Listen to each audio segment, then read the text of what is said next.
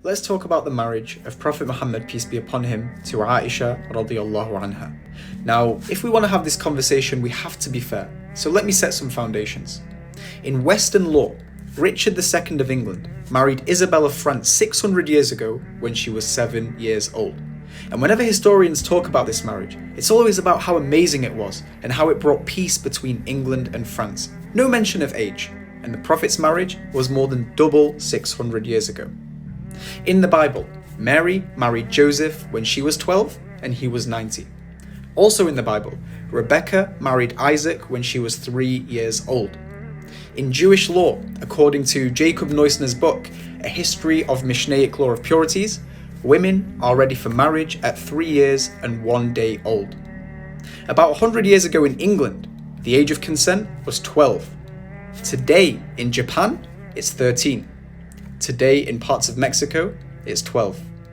You see, now that I've laid the foundations from both a secular perspective and a religious perspective, we can now be fair.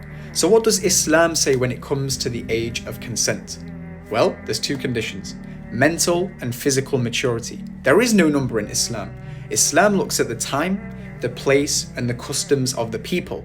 In other words, you can't just compare a 12-year-old today that has food given to her on a plate, water on tap, central heating, comfortable beds, iPads and games, to a 12-year-old that was born 1400 years ago in the middle of a harsh desert with no guarantee of food and in need to work from an early age. You just can't compare the two. The customs are different, meaning one has to mature much quicker, and this study will show you why.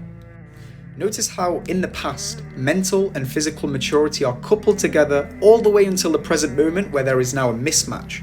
Why? Because of social complexity and nutritional overload. Take a screenshot.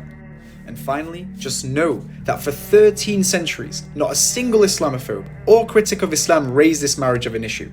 It's only in the last century that people have surfaced it because they're using the customs of today to explain the customs of yesterday, when we know that is not the case and history speaks for itself.